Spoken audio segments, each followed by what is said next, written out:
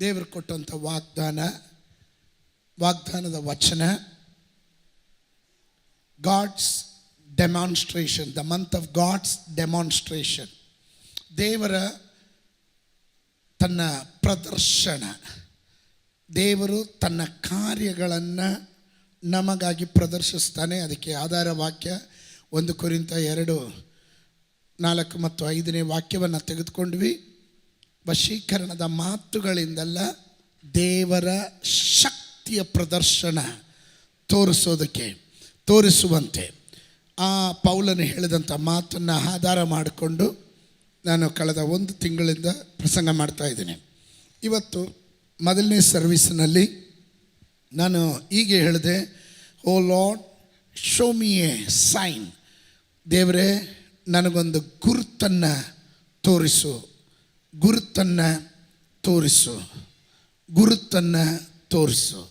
ಸೂಚಕ ಕಾರ್ಯವನ್ನು ತೋರಿಸು, ಅದ್ಭುತ ಕಾರ್ಯವನ್ನು ತೋರಿಸು ಎಂಬ ಪೀಠಿಕೆಯಲ್ಲಿ ನಿಂತು 86ನೇ ಕೀರ್ತನೆ 17ನೇ ವಚನದಿಂದ ನಾನು ಮಾತನಾಡಿದೆ. ನ್ಯಾಯಸ್ಥಾಪಕರ ಪುಸ್ತಕ ಜಡ್ಜಸ್ 6ನೇ ಅಧ್ಯಾಯ 16 ಮತ್ತು 17ನೇ ವಾಕ್ಯ. 16 ಮತ್ತು 17ನೇ ವಾಕ್ಯ ಸಿಕ್ಕಿದವರು ಮಾತ್ರ ಒಂದು ಆಮೇಲೆ ಹೇಳ್ರಿ. Judges chapter 6 verse 16 and 17. ಯೆಹೋವನು ಅವನಿಗೆ, ನಾನು ನಿನ್ನ ಸಂಗಡ ಇರುವುದರಿಂದ ನೀನು ಮಿದ್ಯಾನರೆಲ್ಲರನ್ನ ಒಬ್ಬ ಮನುಷ್ಯನನ್ನೋ ಎಂಬಂತೆ ಸಂಹರಿಸಿ ಬಿಡುವಿ ಅಂದನು. ಅವನು ಆತನಿಗೆ, ಸ್ವಾಮಿ ದಯವಿರಲಿ, ನನ್ನೊಂದಿಗೆ ಮಾತನಾಡ್ತಿರುವ ತಾವು ಸ್ವಾಮಿಯವರೇ ಆಗಿದ್ದೀರೆಂಬುದಕ್ಕೆ ನನಗೊಂದು ಗುರುತನ್ನು ಅನುಗ್ರಹಿಸಬೇಕು. ನೋಡ್ರಿ, ಯಾರು? ಗಿದ್ಯೋನನು ಕೇಳ್ತಿರುವಂಥ ಪ್ರಶ್ನೆ. ಸ್ತೋತ್ರ. ಗಿದ್ಯೋನನು ಯಾರು? ಗಿದ್ಯೋನನು ದೇವರು ಆರಿಸಿಕೊಂಡಂಥ ಪರಾಕ್ರಮಶಾಲಿ ಎಂದು ಕರೆಯಲ್ಪಟ್ಟವನು. ಈ ಭಾಗ ನಮ್ಮೆಲ್ಲರಿಗೂ ಸುಪರಿಚಿತವಾಗಿರುವಂಥ ಭಾಗ್ಯ. ಈ 6ನೇ ಅಧ್ಯಾಯ ಆರಂಭವಾಗುವುದು ಇಸ್ರಾಯೇಲರು ತಿರುಗಿ ಯೆಹೋವನ ದೃಷ್ಟಿಯಲ್ಲಿ ದ್ರೋಹಿಗಳಾದುದರಿಂದ ಆತನು ಅವರನ್ನು 7 ವರ್ಷಗಳ ಪರ್ಯಂತರ ಮಿದ್ಯಾನರ ಕೈಗೆ ಒಪ್ಪಿಸಿದನು. ಇಸ್ರಾಯೇಲರ ಚರಿತ್ರೆಯನ್ನು ನಾವು ಓದುವಾಗ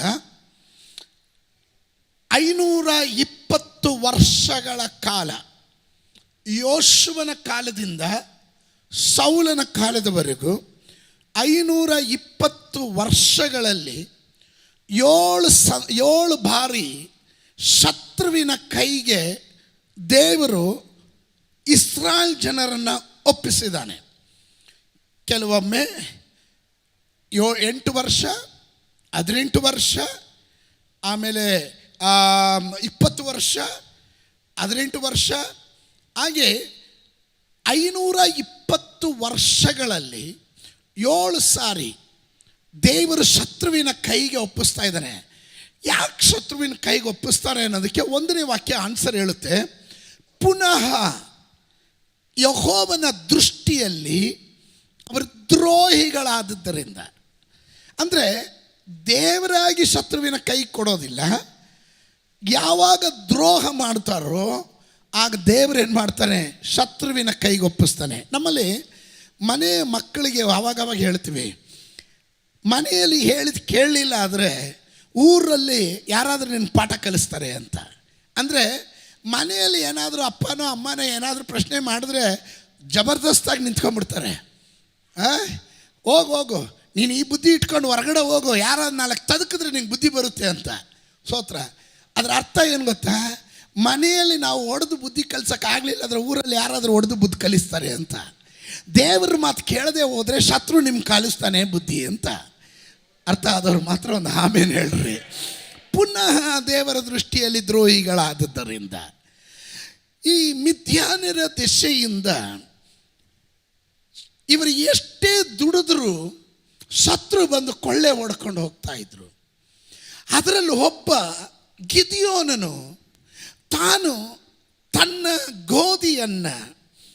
ಗೋಧಿಯನ್ನು ದ್ರಾಕ್ಷಿ ಆಲೆಯಲ್ಲಿ ಅದರ ಮಧ್ಯದಲ್ಲಿ ತಾನು ಅದನ್ನು ಬಡಿತಾ ಶೇಖರಿಸಿಡ್ತಾ ಇದ್ದಾನೆ, ಶತ್ರು ಕಾಣಬಾರ್ದು ಅಂತ. ಅವನ ಧೈರ್ಯವನ್ನು ಮೆಚ್ಚಿದಂಥ ದೇವದೂತನು ಅವನಿಗೆ ಸಂದರ್ಶನ ಕೊಟ್ಟು ಆತನಿಗೆ ಹೇಳ್ತಾನೆ, ಪರಾಕ್ರಮಶಾಲಿಯಾದವನೇ, ಯೆಹೋವನು ನಿನ್ನ ಸಂಗಡ ಇದ್ದಾನೆ ಎಂಬುದಾಗಿ.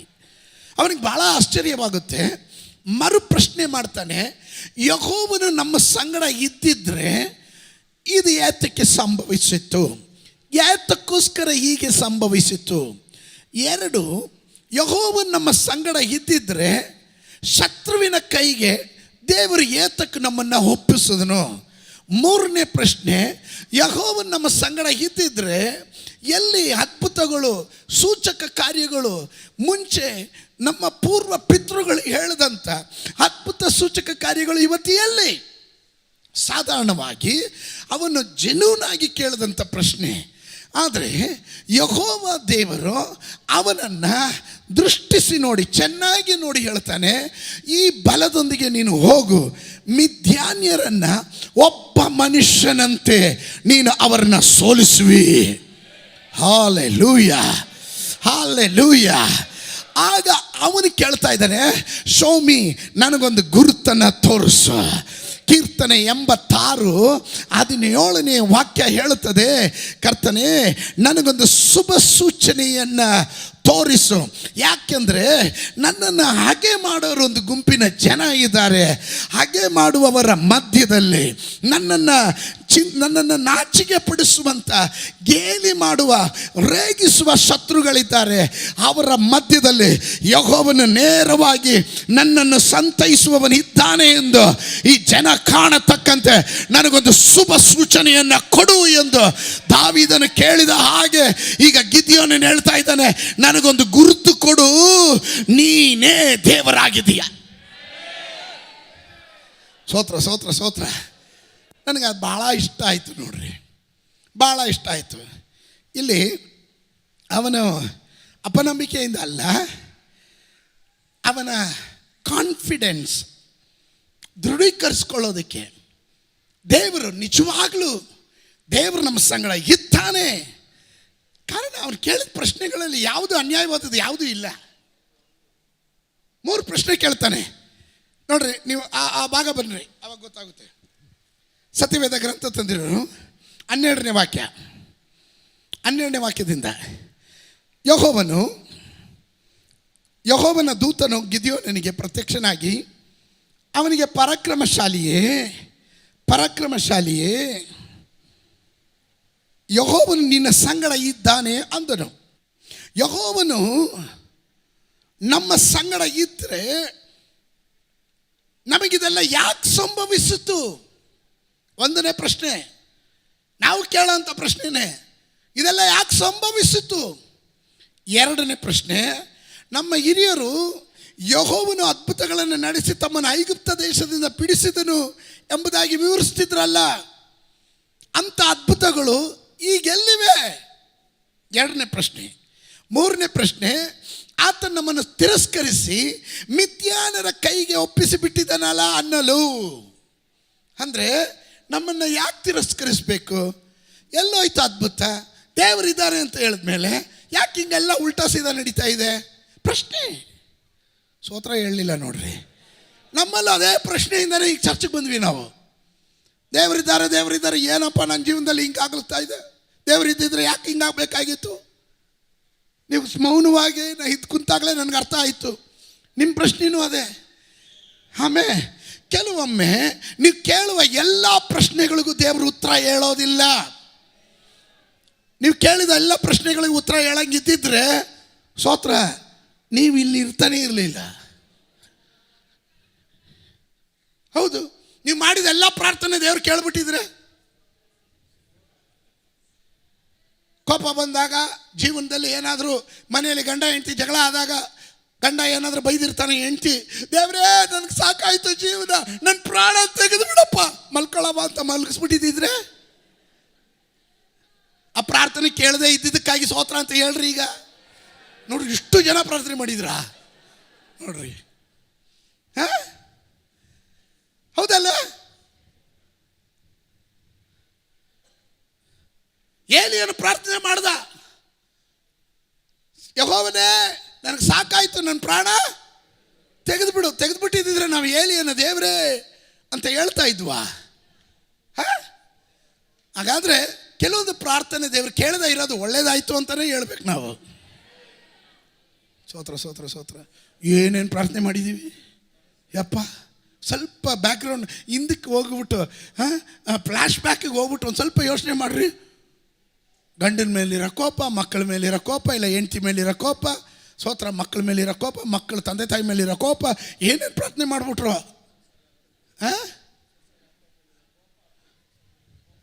ಅಬ್ಬ, ನಾನು ಹೇಳ್ಬಾರ್ದು ಅಂದ್ಕೊಂಡೆ. ಚಂದ್ರಶೇಖರ್ ಪಾಸ್ಟರ್ ಹೇಳಿದ್ರಿಂದ ಸೊಸೆಗೆ ಅತ್ತೆ ಮೇಲಿರೋ ಕೋಪ, ಅತ್ತೆ ಮೇಲಿರೋ ಸೊಸೆ ಕೋಪ, ಸ್ತೋತ್ರ, ಎಲ್ಲ ಕೋಪಗಳು ಪ್ರಾರ್ಥನೆಯ ರೂಪದಲ್ಲಿ ಕೆದಕ್ತಿವೆ. ನಾನು ಒಂದು ಮನೆಗೆ ಹೋಗಿದ್ದೆ, ಸತ್ಯ ಹೇಳ್ತೀನಿ ಕೇಳ್ರಿ. ಒಂದು ಮನೆಗೆ ಹೋಗಿದ್ದೆ, ಪ್ರಾರ್ಥನೆ ಮಾಡ್ತಾ ಇದ್ದಾರೆ.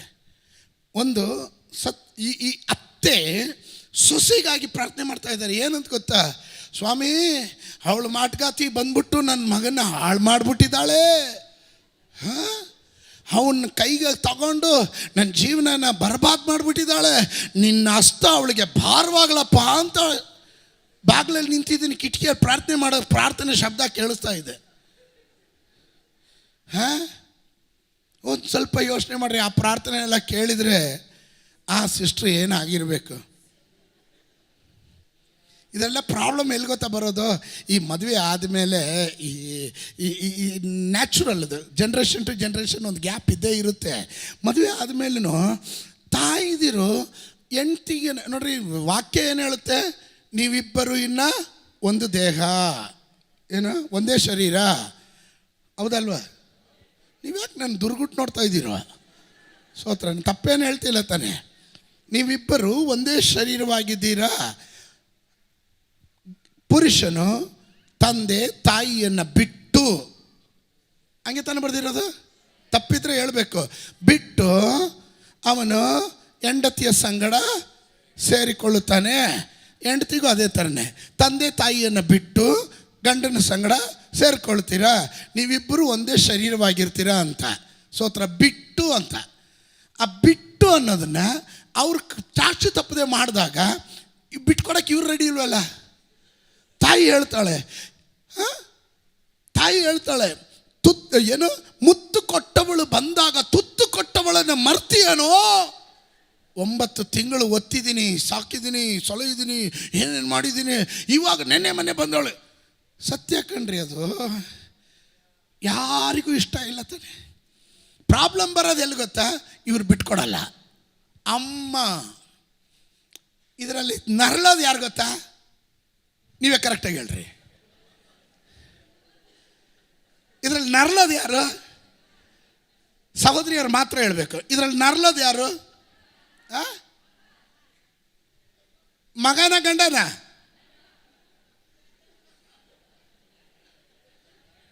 ಮಗನ ಗಂಡನ? ಇದು ಒಂದು ಹೇಳೋದಕ್ಕೆ ನೀವು ಒದ್ದಾಡ್ತಾ ಇದ್ದೀರಾ. ಆ ಪುರುಷನಾದವನು ಅಮ್ಮನ ಬಿಟ್ಕೊಡಕ್ಕಾಗುತ್ತಾ? ಹೆಂಡ್ತಿನ ಬಿಟ್ಕೊಡಕ್ಕಾಗುತ್ತಾ? ಇವರಿಬ್ಬರು ಅಡ್ಜಸ್ಟ್ ಮಾಡ್ಕೊಂಡಿದ್ದಿದ್ರೆ ಅವನ ಜೀವನ ಪಾವನ ಆಗ್ಬಿಟ್ಟಿರೋದು. ಸ್ತೋತ್ರ, ಹೇಳದೆ ಇದ್ದಾಗ ನನ್ನ ಸಹೋದರರ ಮುಖದಲ್ಲೆಲ್ಲ ಒಂದು ನಗು ಕಂಡಾಗ ಒಂದು ಸಮಾಧಾನ. ಸ್ತೋತ್ರ. ಪಾಸ್ಟ್ರೇ, ಇದೆಲ್ಲ ಹಿಂಗೆಲ್ಲ ಓಪನಾಗಿ ಹೇಳ್ಬೇಡಿ, ನಾನು ಬಿಟ್ಕೊಡಲ್ಲ. ತಾಯಿ ಆದವಳು ಬಿಟ್ಕೊಡ್ಬೇಕು. ಆಮೇಲೆ ದೈವದತ್ತವಾಗಿ ನಡೆಯುವ ಕಾರ್ಯ. ನಾವು ವಿ ಕೆನಾಟ್ ಚೇಂಜ್. ಪ್ರಕೃತಿಯಲ್ಲಿ ಕೆಲವೊಂದು ಕಾರ್ಯಗಳು ದೇವರು ಮಾಡಿಟ್ಟಿದ್ದಾನೆ, ಅದನ್ನು ನಾವು ಒಪ್ಕೊಳ್ಳೇಬೇಕು. ನೀನು 9 ತಿಂಗಳು ನಿನ್ನ ಮಗುನ ಒತ್ತಿದೀಯ ಅಂತ ಸತ್ಯವ. 39 ವಾರ ಆದಮೇಲೆ ಡೆಲಿವರಿ ಆಯ್ತಲ್ಲ, ಯಾಕೆ ನಿನ್ನ ಕರಳು ಬಳ್ಳಿಯನ್ನು ಕಟ್ ಮಾಡಿದ್ರು? ಹಂಗೆ ಕಂಟಿನ್ಯೂ ಮಾಡಬೇಕಾಯ್ತು.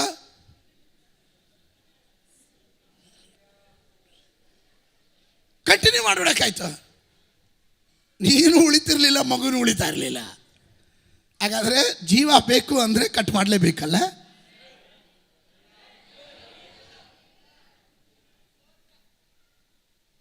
ಆಮೇಲೆ ಆ ಮಗುನ ಬೆಳೆಸಿ ಎಲ್ಲ ಆದಮೇಲೆ ಒತ್ತಿದ್ದು ಹೆತ್ತಿದ್ದು ತಾಯಿ, ಸಾಕೋದಲ್ಲ ಯಾರು? ಅಪ್ಪ. ನೋಡಿ, ಅಪ್ಪನ ವಿಷಯ ಹೇಳಿದ್ರೆ ಒಬ್ಬರು ಸೋತ್ರ ಹೇಳಲ್ಲ, ಬೆಪ್ರಾಗ್ಬಿಡ್ತಾರೆ. ಅಪ್ಪ ಅಂದರೆ ಸಾಕು, ಬೆಪ್ರ ಥರ ಕೂತ್ಬಿಡೋದು. ಹೌದಲ್ವಾ? ಪೋಷಣೆ ಮಾಡೋದು, ಸಂರಕ್ಷಣೆ ಮಾಡೋದು, ಅವ್ರಿಗೆ ಬೇಕಾದ ಎಲ್ಲ ತಂದುಕೊಡೋದು. ಎಲ್ಲ ಕಡೆಗೆ ನಾನು ಕೇಳ್ತೀನಿ, ಮದುವೆ ಟೈಮ್ ಬಂದಾಗ ಅಮ್ಮ ಬಂದು ಕನ್ಯಾದಾನ ಮಾಡ್ತಾಳೆ, ಅಪ್ಪ ಮಾಡ್ತಾಳೆ? ಸರಿಯಾಗಿ ಹೇಳ್ರಿ. ಆ ಅಪ್ಪನ ಪದಾರ ಬಾಯಿ ತುಂಬ ಹೇಳ್ರಿ. ಸೋತ್ರ. ಹೌದು ತಾನೆ? ಯಾಕೆ ಕನ್ಯಾದಾನ ಮಾಡೋದಂದರೆ, ಒಂದು ಹೊಟ್ಟೆಯಲ್ಲಿ ಹೊತ್ತಂತ ನಿನ್ನ ಕರ್ತವ್ಯ ಅಲ್ಲಿಗೆ ಕರಳು ಬಳ್ಳಿ ಕಟ್ ಮಾಡಿದಾಗ ಅಲ್ಲಿಂದ ಬೇರ್ಪಡಿಸ್ತೀವಿ. 2, ಸಾಕಿ ಪೋಷಣೆ ಮಾಡಿ ಸಂರಕ್ಷಣೆ ಮಾಡಿ ಎಲ್ಲ ಅವಳು ಮತ್ತೊಂದು ಪುರುಷನ ಕೈಗೆ ಕೊಡೋವರೆಗೂ ಜವಾಬ್ದಾರಿ ಹೊತ್ಕೊಂಡಂಥ ತಂದೆ ಅಲ್ಲಿ ಕನ್ಯಾದಾನ ಮಾಡ್ತಾನೆ ಅಂದರೆ ಕೈ ತೊಳ್ಕೊತಾ ಇದ್ದಾನೆ ಅಂತ.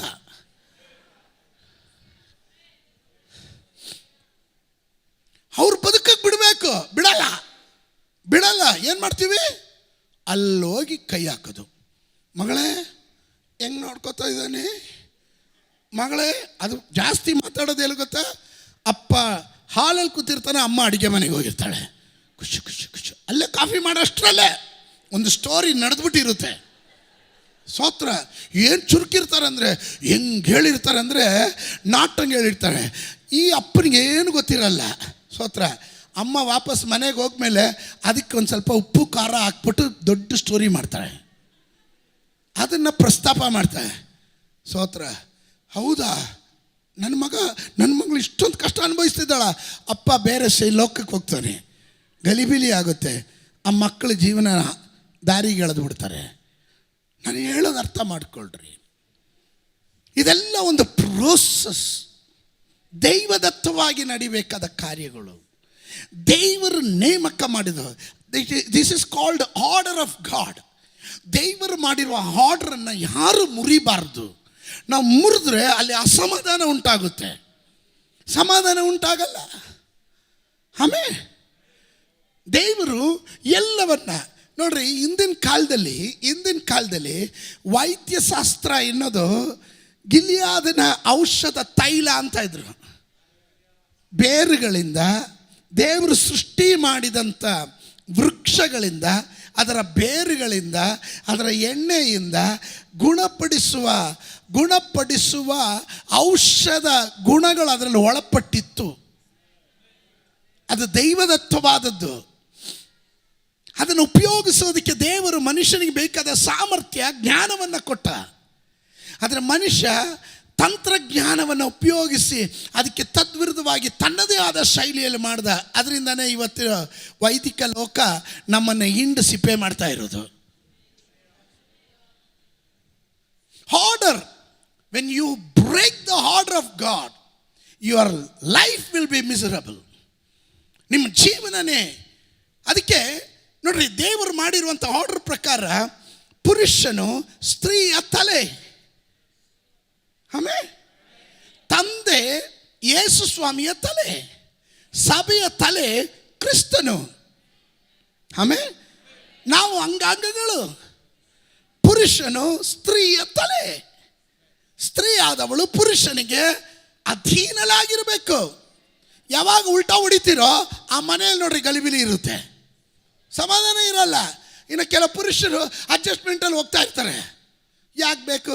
ನಗೆ ಪಾಠ ಗುರಿ ಆಗೋದು ಬೇಡ. ಸೋತ್ರ ನೀನು ಹೇಳಿದ್ದೆ ಕಡೆ ಮಾತು, ನಂದೇ ಕಡೆ ಮಾತು. ಎಸ್, ಹೋಗು, ಚೆನ್ನಾಗಿರು. ಆಮೇಲೆ this is the problem. Sometimes ಯಾಕೆ ಈ ಪ್ರಾಬ್ಲಮ್ ಬರುತ್ತೆ? ಕೆಲವೊಮ್ಮೆ ನಾವುಗಳು ದೇವರಲ್ಲಿ ಪ್ರಶ್ನೆ ಮಾಡ್ತಾ ಇದ್ದೀವಿ. ದೇವರೇ, ನೀನು ನಮ್ಮ ಸಂಗಡ ಇದ್ದರೆ ನನ್ನ ಕುಟುಂಬದಲ್ಲಿ ಯಾಕೆ ಪ್ರಾಬ್ಲಮ್? ನನ್ನ ಮಕ್ಕಳಲ್ಲಿ ಯಾಕೆ ತೊಂದರೆ? ನನ್ನ ಜೀವನದಲ್ಲಿ ಯಾಕೆ ಯಾವುದು ಕೈಗೂಡ್ತಾ ಇಲ್ಲ? ನನ್ನ ಕೈ ಕೆಲಸಗಳನ್ನು ಸಫಲ ಮಾಡ್ತೀನಿ ಅಂತ ಹೇಳದೆ ಅಲ್ಲ, ಯಾಕೆ ವಿಫಲವಾಗ್ತಾ ಇದೆ ಅಲ್ಲ, ಯಾಕೆ ಸೋಲು ಕಾಣ್ತಾ ಇದ್ದೀನಿ, ನಿರಾಶೆ ಕಾಣ್ತಾ ಇದ್ದೀನಿ. ಒಂದು ಬಿಟ್ಟರೆ ಮತ್ತೊಂದು ಅಂತ ಅನ್ನುವ ಹಾಗೆ, ಮತ್ತೊಂದು ಬಿಟ್ಟರೆ ಮಗದೊಂದು ಎನ್ನುವ ಹಾಗೆ ನನಗೆ ಹೋರಾಟದ ಮೇಲೆ ಹೋರಾಟ. ಯಾಕೆ ದೇವ್ರೆ, ನೀನು ಇದ್ದಿದ್ರೆ ಯಾಕೆ ಇದೆಲ್ಲ ಸಂಭವಿಸುತ್ತೆ? ನ್ಯಾಯವಾದ ಪ್ರಶ್ನೆ.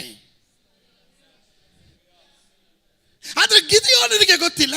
6ನೇ ಅಧ್ಯಾಯದ 1ನೇ ವಾಕ್ಯ ಹೇಳುತ್ತದೆ, ಅವರು ಯೆಹೋವನ ದೃಷ್ಟಿಯಲ್ಲಿ ಪುನಃ ದ್ರೋಹಿಗಳಾದುದರಿಂದ.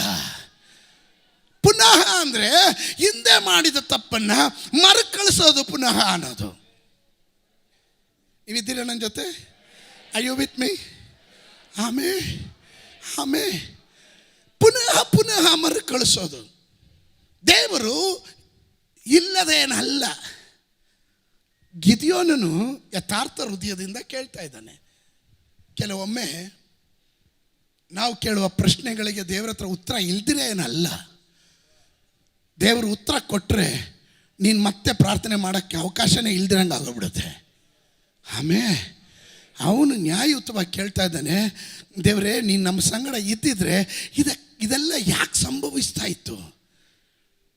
ಎಲ್ಲಿ ನಮ್ಮ ಪೂರ್ವ ಪಿತೃಗಳು ಕಂಡಂಥ ಅದ್ಭುತಗಳು, ಸೂಚಕ ಕಾರ್ಯಗಳು ಎಲ್ಲಿ? ಇವತ್ತು ಅದೇ ಪ್ರಶ್ನೆ ನಮ್ಮಲ್ಲೂ ಮೊಳಗ್ತಾ ಇದೆ. ಇವತ್ತು ನಾನು ನಿಮಗೆ ಹೇಳ್ತಾ ಇದ್ದೇನೆ, ನಿಮಗೊಂದು ಶುಭ ಸೂಚನೆ ಬೇಕಾ? ದೇವರ ಬಳಿಯಲ್ಲಿ, ದೇವರ ದೃಷ್ಟಿಯಲ್ಲಿ ದ್ರೋಹಿಗಳಾಗದಂತೆ ಯಥಾರ್ಥ ಹೃದಯದಲ್ಲಿ ಬನ್ನಿರಿ. ನಾವು ದೇವರ ಹತ್ರ ಮಾತಾಡಬೇಕಾದ್ರೆ ನಾವು ಪರ್ಫೆಕ್ಟು, ದೇವರಿಗೆ ಎಲ್ಲ ಮಿಸ್ಟೇಕ್ ಆಗಿದೆ ಅನ್ನೋ ರೀತಿಯಲ್ಲೇ ಮಾತಾಡೋದು. ಕಾರಣ ಮನುಷ್ಯನು ಅವನ ದೃಷ್ಟಿಯಲ್ಲಿ ಅವನು ಶುದ್ಧನು. ಸ್ತೋತ್ರ. ದೇವರ ದೃಷ್ಟಿಯಲ್ಲಿ ದ್ರೋಹಿ. ಸ್ತೋತ್ರ ಹೇಳ್ತಾ ಇದ್ದಾಗಲೇ ನಂಗೆ ಅರ್ಥ ಆಯಿತು. ನೀವು ಸ್ತೋತ್ರ ಹೇಳ್ತಾ ಇರ್ರಿ.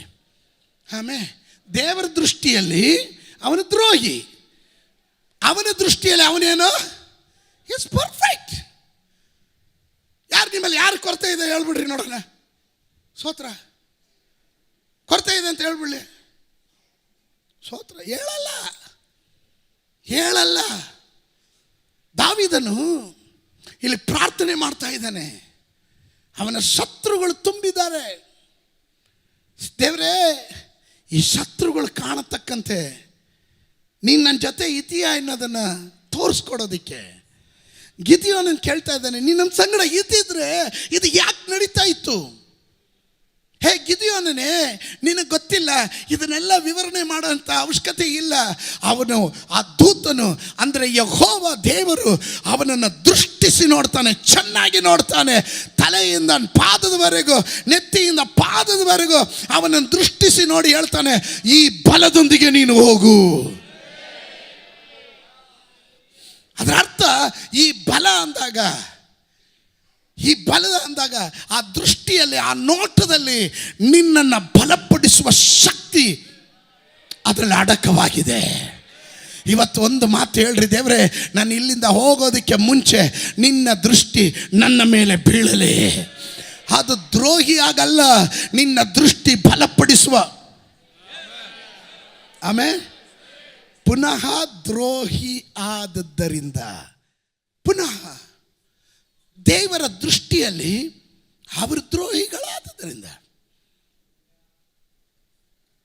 3 ಪ್ರಶ್ನೆ ಕೇಳಿದ, 3 ಪ್ರಶ್ನೆಗೆ ಉತ್ತರ ಕೊಡಲಿಲ್ಲ ದೇವರು. ಜಸ್ಟ್ ನೋಡು, ದೇವರೇ ನೋಡ್ಬಿಟ್ಟು ಹೋಗ್ಬೇಡ, ನಮ್ಗೆ ಉತ್ತರ ಕೊಟ್ಟು ಹೋಗೋ ಅಂತ ಕೇಳೋ ಅವಶ್ಯಕತೆಯೂ ಬರಲಿಲ್ಲ. ಆದರೆ ಅವನೊಂದು ಪ್ರಶ್ನೆ ಕೇಳ್ತಾ ಇದ್ದಾನೆ, ಸ್ವಾಮಿ ನೀನೇ ದೇವರಾಗಿದ್ದರೆ, ಕರ್ತನೇ ನೀನೇ ದೇವರಾಗಿದ್ದರೆ ನನಗೊಂದು ಗುರುತು ತೋರಿಸು. ಇವತ್ತು ಯೇಸುವಿನ ನಾಮದಲ್ಲಿ ಶುಭ ಸೂಚನೆಯನ್ನು ಕೇಳೋದು ತಪ್ಪು ಅಂತ ನಾನು ಹೇಳೋದಿಲ್ಲ. ಆದರೆ ಅಪನಂಬಿಕೆಯಿಂದ ಅಲ್ಲ, ನಂಬಿಕೆಯಿಂದ. ದೇವರನ್ನ ಪರೀಕ್ಷೆ ಮಾಡೋದಕ್ಕಲ್ಲ, ದೇವರ ಬಳಿ ವಿಜ್ಞಾಪನೆ ಆಗಿ ಇಡು. ದೇವರು ನಿನಗಾಗಿ, ಅದು ಪಾತಾಳದಷ್ಟು ಆಳದಲ್ಲಿದ್ದರು, ಅಲ್ಲಲ್ಲಿ ಮೇಲಿನ ಲೋಕದ ಎಷ್ಟು ಎತ್ತರದಲ್ಲಿದ್ದರು, ದೇವರು ಅದನ್ನು ನೆರವೇರಿಸುತ್ತಾನೆ. ಅವನು ನಿನಗೆ ಗುರುತು ಕೊಡ್ತಾನೆ. ಹಲ್ಲೆಲೂಯ. ಸತ್ಯವೇದ ಗ್ರಂಥದಲ್ಲಿ 12ನೇ ವಾಕ್ಯದಿಂದ 16ನೇ ವಾಕ್ಯದವರೆಗೂ ನಾವು ಓದುವಾಗ ಅದನ್ನು ಗಮನಿಸ್ತೀವಿ. ಪುನಃ 36ನೇ ವಾಕ್ಯಕ್ಕೆ ಬಂದಾಗ, 36ನೇ ವಾಕ್ಯಕ್ಕೆ, ಅದೇ ಅಧ್ಯಾಯ ನ್ಯಾಯಸ್ಥಾಪಕರು 6:36ನೇ ವಾಕ್ಯಕ್ಕೆ ಬಂದಾಗ, ಮತ್ತು ಗಿದ್ಯೋನ್ ದೇವರಿಗೆ, ನೀನು ಹೇಳಿದಂತೆ ಇಸ್ರಾಯೇಲರು ನನ್ನ ಮೂಲಕ ರಕ್ಷಿಸುವೆಯೋ ಇಲ್ಲವೋ ಎಂಬುದನ್ನು ತಿಳಿಯಪಡಿಸು. ಈಗೋ ನಾನು ಕಾಣದಲ್ಲಿ ಇವನು ಬಹಳ ನೋಡ್ರಿ, ದೇವ್ರು ನಿನ್ನ ಸಂಗಡ ಇದ್ದಾನೆ, ನೀನು ಮಿದ್ಯಾನ್ಯರನ್ನು ಒಬ್ಬ ಮನುಷ್ಯನಂತೆ ಬಿಡಿಸ್ಬೇಕು, ನೀನನ್ನು ದೇವ್ರು ಕಂಡಿದ್ದಾನೆ, ಪರಾಕ್ರಮಶಾಲಿ ಅಂತ ಹೇಳಿದ್ರು. ಎಲ್ಲ ಹೇಳಿದ ಮೇಲೂ ಇವನು ಹೇಳ್ತಾನೆ, ನನ್ನ ಕುಟುಂಬ ಚಿಕ್ಕದು, ನಾನು ಯೋಗ್ಯತೆ ಇಲ್ದಿರೋನು, ದೀನಾವಸ್ಥೆ ಅಂತ ತೋರಿಸ್ತಾ ಇದ್ದಾನೆ. ಇದೆಲ್ಲ ಹೇಳಿ ದೇವರು ಅವನನ್ನು ಬಲಪಡಿಸಿ ತಿರ್ಗಾ ಬಂದಾಗ, ದೇವ್ರೆ ತಿರ್ಗಾ ಕೋಪ ಮಾಡ್ಕೊಬೇಡ, ಮುನ್ಸ್ಕೊಬೇಡ, ತಿರ್ಗಾ ಒಂದು ಗುರ್ತು. ಇವನು ಗಿದಿಯೋನಷ್ಟು ಗುರ್ತು ಕೇಳೋನು ಬೇರೆ ಇಲ್ವೇ ಇಲ್ಲ. ಅವನ್ನ ದೇವ್ರು ಕರೆದಿದ್ದೇನು ಏಡಿ ಅಂತ ಕರೆದ್ರ, ಪರಾಕ್ರಮಶಾಲಿ. ಸ್ತೋತ್ರ. ಕಾರಣ ಇವನ ಒಳಗಡೆ ಒಬ್ಬ ಪರಾಕ್ರಮಶಾಲಿ ಇದ್ದಾನೆ. ದೇವರು ಅದನ್ನು ಕಂಡಿನೇ ಹೇಳ್ತಾ ಇರೋದು. ಆದರೆ ಈ ಸಂಶಯದ ಪಿಶಾಚಿ ಹೋಗಲ್ಲ.